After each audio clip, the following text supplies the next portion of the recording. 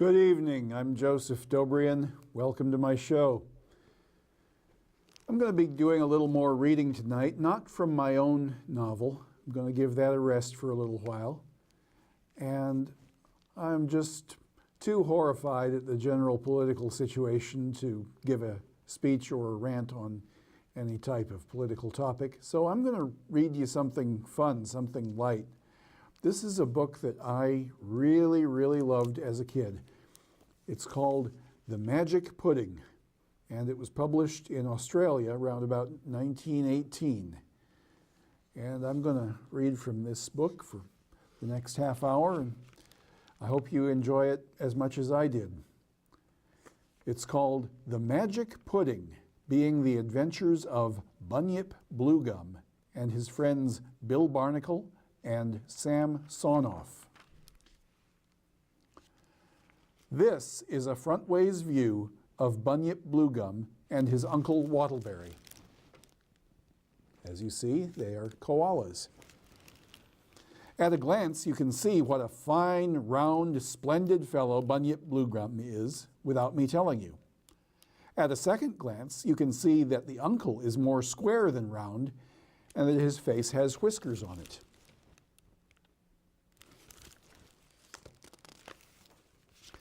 Looked at sideways, you can still see what a splendid fellow Bunyip is, though you can only see one of his uncle's whiskers.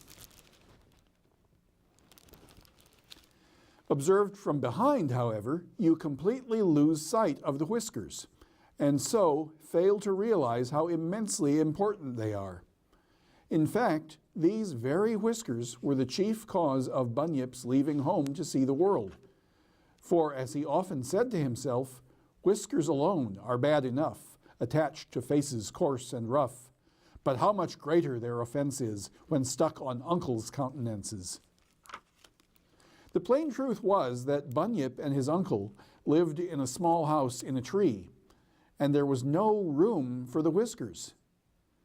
What was worse, the whiskers were red, and they blew about in the wind, and Uncle Wattleberry would insist on bringing them to the dinner table with him, where they got in the soup.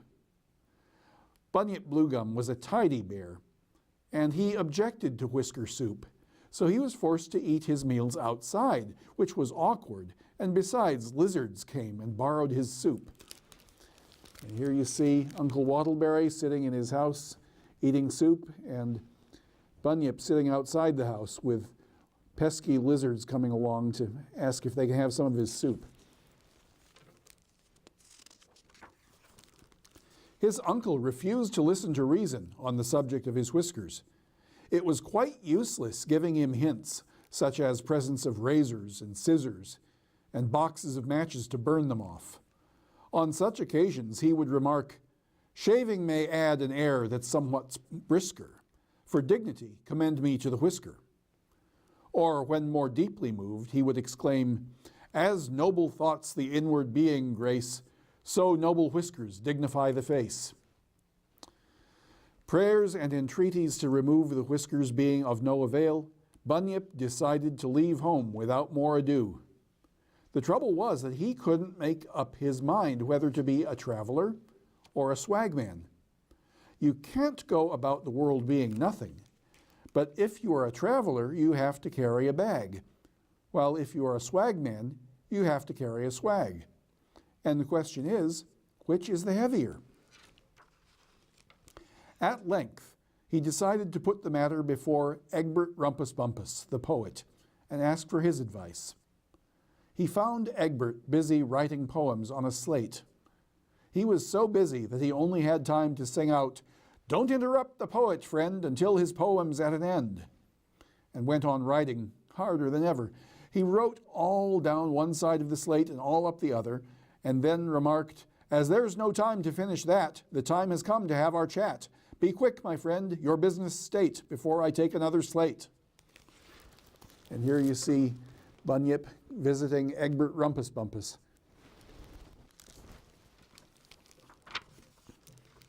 "The fact is," said Bunyip, "I have decided to see the world, and I cannot make up my mind whether to be a traveler or a swagman. Which would you advise?" Then said the poet, "As you've no bags, it's plain to see a traveler you cannot be. And as a swag you haven't either, you cannot be a swagman neither. For travelers must carry bags, and swagmen have to hump their swags, like bottle-o's or ragmen. As you have neither swag nor bag, you must remain a simple wag, and not a swag or bagman." "Dear me," said Bunyip Bluegum, "I never thought of that. What must I do in order to see the world without carrying swags or bags?" The poet thought deeply, put on his eyeglass, and said impressively, "Take my advice, don't carry bags, for bags are just as bad as swags. They're never made to measure. To see the world, your simple trick is but to take a walking stick, assume an air of pleasure, and tell the people near and far you stroll about because you are a gentleman of leisure." "You have solved the problem," said Bunyip Bluegum, and wringing his friend's hand, he ran straight home, took his uncle's walking stick, and, assuming an air of pleasure, set off to see the world. And here you see Bunyip Bluegum with his uncle's walking stick, all ready to set out for his journey to see the world. And here he is on his journey, and he's very politely saying hello to a kangaroo. He found a great many things to see, such as dandelions and ants and traction engines and bolting horses and furniture being removed, besides being kept busy raising his hat and passing the time of day with people on the road. For he was a very well-bred young fellow, polite in his manners, graceful in his attitudes, and able to converse on a great variety of subjects, having read all the best Australian poets. Unfortunately, in the hurry of leaving home, he had forgotten to provide himself with food, and at lunchtime found himself attacked by the pangs of hunger. "Dear me," he said, "I feel quite faint. I had no idea that one's stomach was so important. I have everything I require except food, but without food, everything is rather less than nothing. I've got a stick to walk with, I've got a mind to think with, I've got a voice to talk with, I've got an eye to wink with, I've lots of teeth to eat with, a brand new hat to bow with, a pair of fists to beat with, a rage to have a row with. No joy it brings to have indeed a lot of things one does not need. Observe my doleful plight, for here I am without a crumb to satisfy a raging tum. Oh, what an oversight!"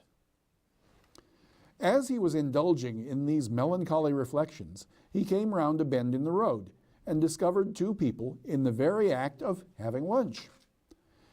These people were none other than Bill Barnacle, the sailor, and his friend Sam Sawnoff, the penguin bold. And here you see them. Here is Bill Barnacle, the sailor, Sam Sawnoff, the penguin bold, and that's the pudding they're eating. And there is Bunyip looking very hungry. Bill was a small man with a large hat, a beard half as large as his hat, and feet half as large as his beard. Sam Sawnoff's feet were sitting down, and his body was standing up, because his feet were so short and his body so long that he had to do both together. They had a pudding in a basin, and the smell that arose from it was so delightful that Bunyip Bluegum was quite unable to pass on. "Pardon me," he said, raising his hat, "but am I right in supposing that this is a steak and kidney pudding?" "At present it is," said Bill Barnacle. "It smells delightful," said Bunyip Bluegum. "It is delightful," said Bill, eating a large mouthful. Bunyip Bluegum was too much of a gentleman to invite himself to lunch, but he said carelessly, "Am I right in supposing that there are onions in this pudding?" Before Bill could reply, a thick, angry voice came out of the pudding, saying, "Onions, bunions, corns and crabs, whiskers, wheels and hansom cabs, beef and bottles, beer and bones, give him a feed and end his groans." "Albert, Albert," said Bill to the puddin', "where's your manners?" "Where's yours?" said the puddin' rudely, "guzzling away there, never so much as offering this stranger a slice." "There you are," said Bill. There's nothing this puddin' enjoys more than offering slices of himself to strangers." "How very polite of him," said Bunyip. But the puddin' replied loudly, "Politeness be sugared, politeness be hanged, politeness be jumbled and tumbled and banged. It's simply a matter of putting on pace. Politeness has nothing to do with the case." "Always anxious to be eaten," said Bill. "That's this puddin's mania. Well, to oblige him, I ask you to join us at lunch." "Delighted, I'm sure," said Bunyip, seating himself. "There's nothing I enjoy more than a good go-in at steak and kidney pudding in the open air." "Well said," remarked Sam Sawnoff, patting him on the back. "Hearty eaters are always welcome." "You'll enjoy this puddin'," said Bill, handing him a large slice. "This is a very rare puddin'." "It's a cut-and-come-again puddin'," said Sam. "It's a Christmas steak and apple dumpling puddin'," said Bill. "It's a— Shall I tell him?" Sam asked, looking at Bill. Bill nodded, and the penguin leaned across to Bunyip Bluegum and said in a low voice, "It's a magic puddin'." "No whispering," shouted the puddin' angrily. "Speak up. Don't strain a puddin's ears at the meal table." "No harm intended, Albert," said Sam.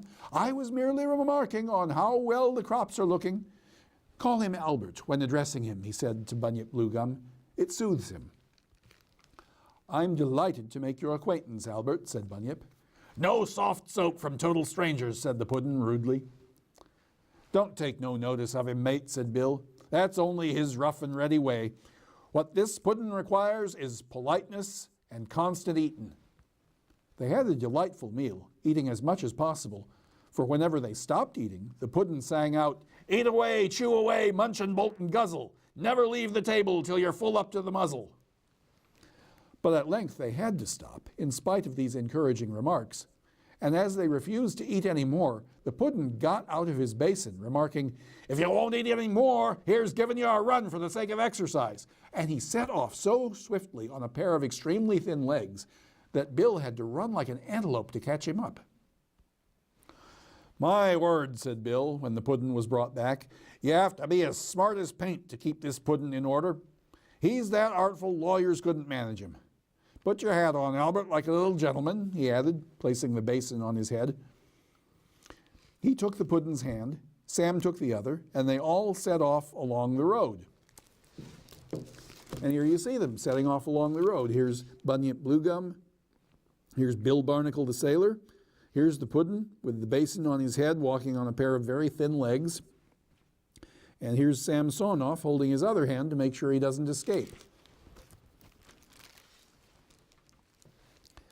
A peculiar thing about the puddin' was that though they had all had a great many slices off him, there was no sign of the place where the slices had been cut. "That's where the magic comes in," explained Bill. "The more you eats, the more you gets. Cut and come again is his name, and cut and come again is his nature. Me and Sam has been eating away at this puddin' for years, and there's not a mark on him. Perhaps," he added, "you would like to hear how we came to own this remarkable puddin'." "Nothing would please me more," said Bunyip Bluegum. "In that case," said Bill, "let her go for a song. Oh, the cook of the saucy sausage was a fella called Curry and Rice, a son of a gun as fat as a ton, with a face as round as a hot-cross bun, or a barrel to be precise. One winter's morn we rounds the Horn, a rollin' homeward bound. We strikes the ice, goes down in a trice, and all on board but Curry and Rice, and me and Sam is drowned. For Sam and me and the cook, you see, we climbs on a lump of ice. And there in the sleet we suffered a treat for several months from frozen feet, with nothing at all but ice to eat, and ice does not suffice. And Sam and me, we couldn't agree with the cook at any price. We was both as thin as a piece of tin, while that there cook was busting his skin on nothing to eat but ice. Said Sam to me, it's a mystery more deep than words can utter. Whatever we do, here's me and you, us both as thin as Irish stew, while he's as fat as butter. But late one night we wakes in fright to see by a pale blue fire the cook has got in a phantom pot a big plum duff and a rump steak hot, and the guzzlin' wizard is eatin' the lot on top of the iceberg bear. There's a verse left out here, said Bill, stopping the song, owing to the difficulty of explaining exactly what happened when me and Sam discovered the deceitful nature of the cook. The next verse is as follows. Now Sam and me can never agree what happened to curry and rice. The whole affair is shrouded in doubt, for the night was dark and the flare went out, and all we heard was a startled shout, though I think to myself in the subsequent rout that us being thin and him being stout, in the middle of pushing and shoving about, he must have fell off the ice. That won't do, you know, said the puddin', but Sam said hurriedly, it was very dark. There's no saying at this date what happened. Yes, there is, said the puddin', for I had my eye on the whole affair, and it's my belief that if he hadn't been so round, you'd never have rolled him off the iceberg, for you both was singing out, yo heave ho, for half an hour, and him trying to hold on to Bill's beard. Well, in the haste of the moment, said Bill, he might have got a bit of a shove, for the ice being slippy and us being justly enraged, and him being as round as a barrel, he may, as I said, have been too fat to save himself from rolling off the iceberg. The point, however, is immaterial to our story, which concerns this puddin'. And this puddin', said Bill, patting him on the basin, was the very puddin' that Curry and Rice invented on the iceberg. And here you see a picture of Curry and Rice having been shoved off of the iceberg and evidently left to drown. And here are Bill and Sam scrambling up the side of the iceberg, and now they've got this great new pudding for them to feed on. He must have been a very clever cook, said Bunyip. He was, poor fellow, he was, said Bill, greatly affected. For plum duff or Irish stew, there wasn't his equal in the land. But enough of these sad subjects. Pausing only to explain that me and Sam got off the iceberg on a homeward-bound chicken coop, landed on Tierra del Fuego, walked to Valparaiso, and got home, I will proceed to enliven the occasion with the Ballad of the Boatswain's Bride. And without more ado, Bill, who had one of those beef and thunder voices, roared out, Ho, aboard the salt junk Sarah, we was rollin' homeward bound, when the boatswain's bride fell over the side and very near got drowned. Rollin' home, rollin' home, rollin' home across the foam, she had to swim to save her glim and catch us rollin' home. It was a very long song, so the rest of it is left out here.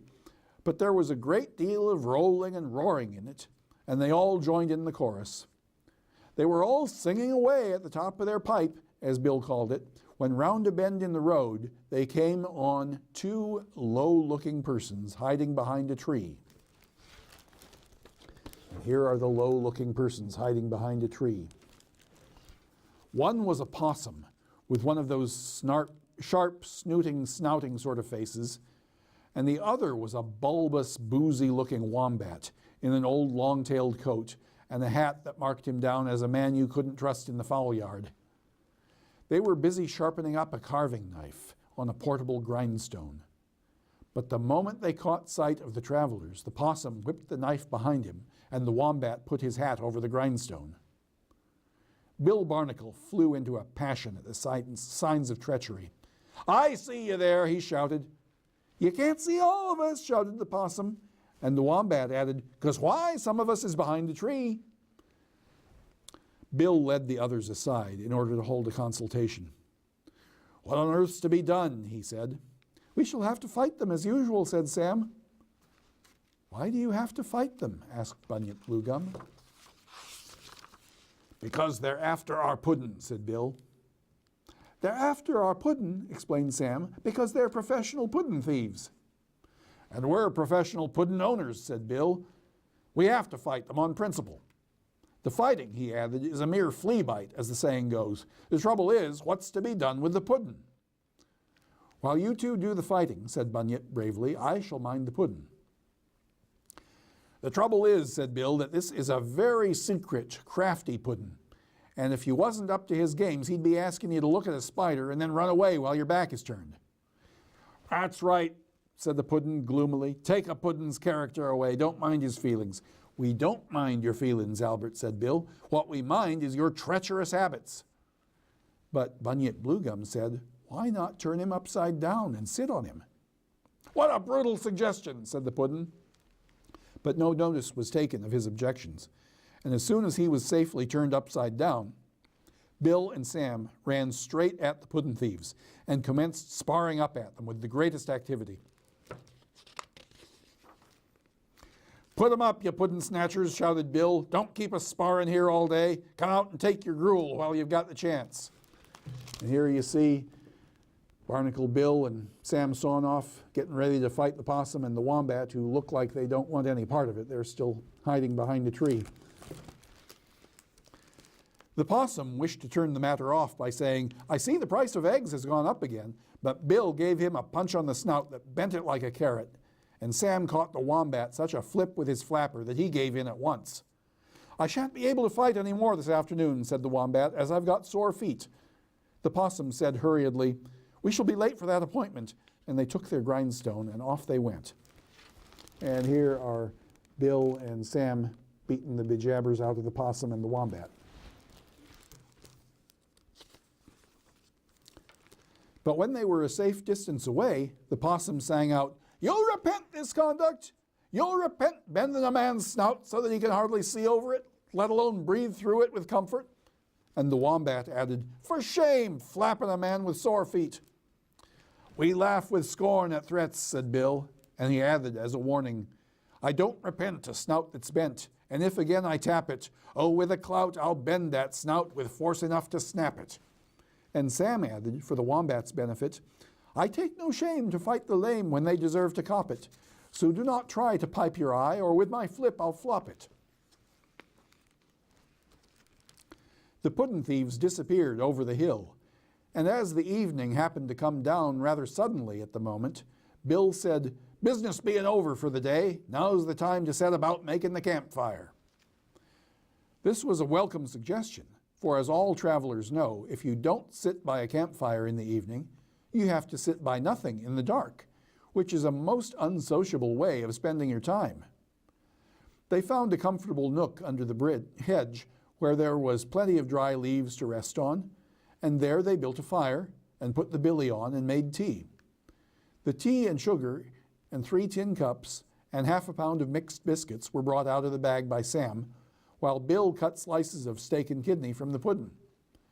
After that, they had boiled jam roll and apple dumpling, as the fancy took them, for if you wanted a change of food from the pudding, all you had to do was whistle twice and turn the basin round. After they had eaten as much as they wanted, the things were put away in the bag, and they settled down comfortably for the evening. "This is what I call grand," said Bill, cutting up his tobacco.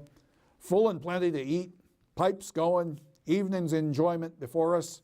Tune up the mouth organ, Sam, and off she goes with a song." They had a mouth organ in the bag, which they took turns at playing, and Bill led off with a song, which he called Spanish Gold. "When I was young, I used to hold I'd run away to sea, and be a pirate, brave and bold, on the coast of Caribbee. For I says to myself, I'll fill me hold with Spanish silver and Spanish gold, and out of every ship I sink, I'll collar the best of food and drink. For Caribbee or Barbary or the shores of South America are all the same to a pirate bold whose thoughts are fixed on Spanish gold. So one fine day I runs away, a pirate for to be, but I found there was never a pirate left on the coast of the Caribbee. For pirates go, but their next of kin are merchant captains, hard as sin, and merchant mates as hard as nails, aboard of every ship that sails. And I worked aloft and I worked below, I worked wherever I had to go, and the winds blew hard and the winds blew cold, and I says to myself as the ship she rolled, Oh, Caribbee, oh, Barbary, oh, shores of South America, oh, never go there, if the truth be told, you'll get more kicks than Spanish gold. And that's the truth, mate, said Bill to Bunyip Bluegum. There ain't no pirates nowadays. There ain't no pirates nowadays at sea except Western Ocean first mates. And many's the bootin' I've had for not taking in the slack of the topsail halyards fast enough to suit their fancy.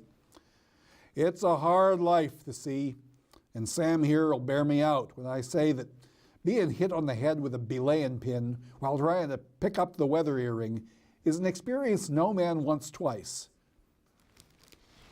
And here you see Barnacle Bill trying to pick up the slack of the weather earring, and the first mate is about to knock him right on the head with a belaying pin. Doesn't look like fun to me either. But tune up and a song all around. I shall sing you the Penguin Bold, said Sam, and striking a graceful attitude, he sang this song. To see the penguin out at sea and watch how he behaves would prove that penguins cannot be and never shall be slaves. You haven't got a notion how penguins brave the ocean and laugh with scorn at waves. To see the penguin at his ease performing fearful larks with stingarees of all degrees as well as whales and sharks, the sight would quickly let you know the great contempt that penguins show for stingarees and sharks. Oh, see the penguin as he goes a-turning Catherine wheels, without repose upon the nose of walruses and seals.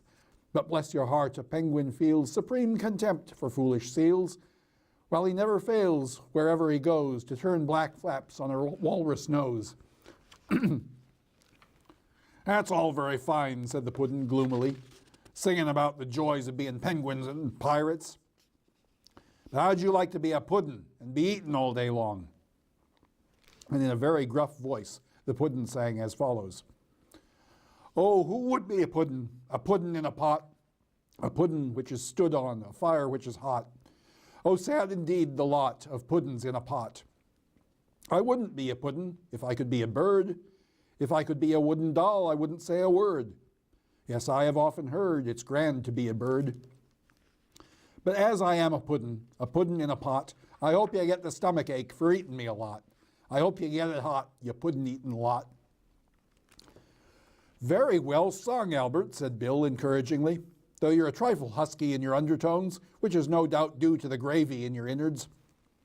However, as a reward for being a bright little fella, we shall have a slice of you all around before turning in for the night. So they whistled up the plum duff side of the puddin' and had supper. When that was done, Bill stood up and made a speech to Bunyip Bluegum. I am now about to put before you an important proposal, said Bill. Here you are, a young, intelligent fella, going about seeing the world by yourself. Here is Sam and me, two as fine fellas as ever walked, going around the world with a puddin'. My proposal to you is, join us and become a member of the Noble Society of Puddin' Owners. The duties of the society, went on Bill, are light. The members are required to wander along the roads, indulging in conversation, song, and story, eaten at regular intervals at the puddin'. And now, what's your answer? My answer, said Bunyip Bluegum, is done with you. And shaking hands warmly all around, they loudly sang the Puddin' Owners' Anthem. The solemn word is plighted, the solemn tale is told. We swear to stand united, three puddin' owners bold. When we with rage assemble, let puddin' snatchers groan, let puddin' burglars tremble, they'll ne'er our puddin' own. Hurrah for puddin' owning, hurrah for friendship's hand, the puddin' thieves are groaning to see our noble band. Hurrah, we'll stick together, and always bear in mind to eat our puddin' gallantly whenever we are inclined. Having given 3 rousing cheers, they shook hands once more and turned in for the night. After such a busy day, walking, talking, fighting, singing, and eating puddin', they were all asleep in a pig's whisper. And that's all for tonight. Thanks very much for watching. Good night.